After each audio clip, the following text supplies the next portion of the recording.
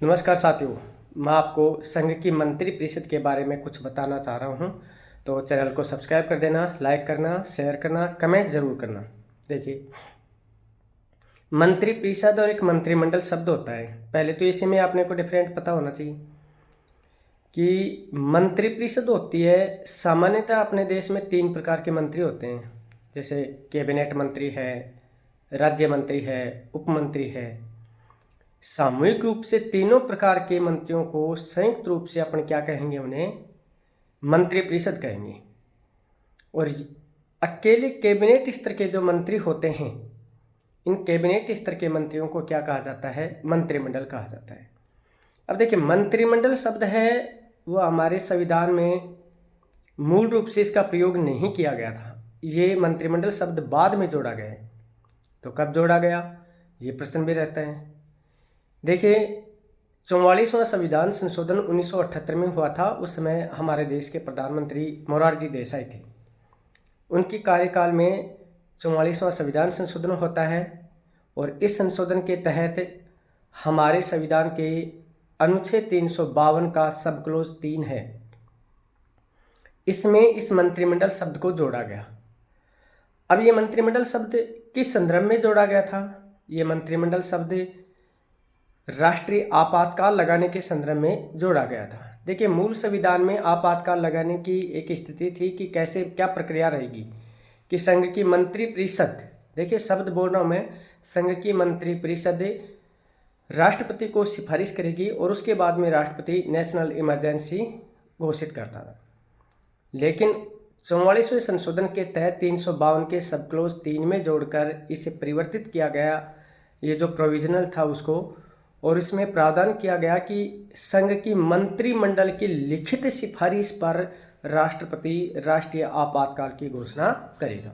तो आपातकाल लगाने के संदर्भ में इस मंत्रिमंडल को शब्द को जोड़ा गया था। तो सामान्यतः याद रखना कि मंत्री परिषद पूछा जाए तो कैबिनेट मंत्री हैं, राज्य मंत्री हैं, उप मंत्री हैं, संयुक्त रूप से तीनों को कहा जाएगा क्या, मंत्री परिषद। और अकेले कैबिनेट स्तर के मंत्रियों को क्या कहा जाएगा, इसमें कहा जाएगा आपका कि ये मंत्रिमंडल में। अब इसमें देखिए, कैबिनेट मंत्री कौन होते हैं, राज्य मंत्री कौन होते हैं, उप मंत्री कौन होते हैं। सामान्यतः एक स्पेशली इनका ये नहीं किया गया कि इसे कैबिनेट कहा जाएगा, लेकिन सरकार के जो विभाग होते हैं, विभाग का विभागाध्यक्ष, मतलब विभाग से संबंधित संपूर्ण शक्ति किसी मंत्री में निहित कर दी जाती है और उस विभाग से संबंधित सर्वोच्च निर्णय लेने की उसमें शक्ति पावर होता है और वह उस विभाग का अध्यक्ष होता है, तो उसे कहा जाएगा कैबिनेट मंत्री। जैसे रक्षा विभाग है, गृह विभाग है, वित्त विभाग है, इन विभागों से संबंधित सर्वोच्च निर्णय लेने की क्षमता उस मंत्री में दी जाती है, वह विभाग का अध्यक्ष होता है। तो ऐसे मंत्री को कहा जाता है कैबिनेट मंत्री और अनुभवी मंत्री माने जाते हैं ये। राज्य मंत्री कौन होते हैं, कैबिनेट मंत्री की सहयोग के लिए, कैबिनेट मंत्रियों के सहयोग के लिए और राज्य मंत्री बनाए जाते हैं। उप मंत्री किसे बनाया जाता है, उप मंत्री दोनों के सहयोग के लिए बनाया जाता है। सामान्यतः नए व्यक्ति होते हैं, कम अनुभव होता है, पहली बार जीत के आते हैं, ऐसे लोगों का, हालांकि ये संविधान में परिभाषा नहीं है, लेकिन अपना अनुमान लगाएं कि किसे क्या कहा जाएगा, उप मंत्री। तो ऐसे में नए व्यक्ति को बनाया जाता है। अभी संघ सरकार में तो बनाया नहीं जा रहा, केंद्र में तो एक स्वतंत्र प्रभार राज्य मंत्री और होता है। जब किसी राज्य मंत्री को किसी विभाग का सर्वोच्च निर्णय लेने की क्षमता उसमें निहित कर दी जाती है, जब किसी विभाग से समस्त जो कोई भी निर्णय है वो ले सकता है कोई राज्य मंत्री, तो ऐसे राज्य मंत्री को स्वतंत्र प्रभार राज्य मंत्री कहा जाएगा। ओके। अब जब भी संघ की मंत्री परिषद की बैठक होती है तो उसमें कैबिनेट मंत्री भाग लेते हैं, राज्य मंत्री भाग लेते हैं, उप मंत्री भी। और संघ की मंत्रिमंडल की बैठक की अध्यक्षता कौन करेगा, प्रधानमंत्री करेगा। तो उसमें तीनों प्रकार के मंत्री भाग लेते हैं, प्रधानमंत्री बैठक की अध्यक्षता करेगा। जब अकेले मंत्रिमंडल की बैठक होती है तो साथियों उसमें सिर्फ कैबिनेट मंत्री भाग लेते हैं और किसी राज्य मंत्री को आमंत्रित किया गया है तो वो राज्य मंत्री भी उस बैठक में भाग ले सकता है। लेकिन आमंत्रित राज्य मंत्री भाग ले सकता है और राज्य मंत्री भाग नहीं लेते हैं।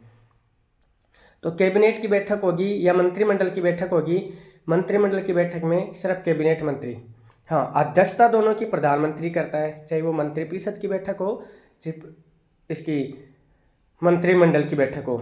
और प्रधानमंत्री की अनुपस्थिति में जिसको प्रधानमंत्री ये जिम्मा दे के जाता है, जिम्मेदारी देता है, अर्थात सबसे वरिष्ठतम जो मंत्री होता है, प्रधानमंत्री की अनुपस्थिति में उस बैठकों में क्या करता है, अध्यक्षता।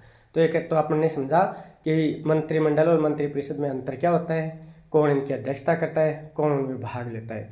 अगले सेशन में बात करेंगे कि मंत्रिपरिषद का निर्माण कैसे होता है, क्या योग्यताएं होती हैं, कौन नियुक्त करता है। Thank you.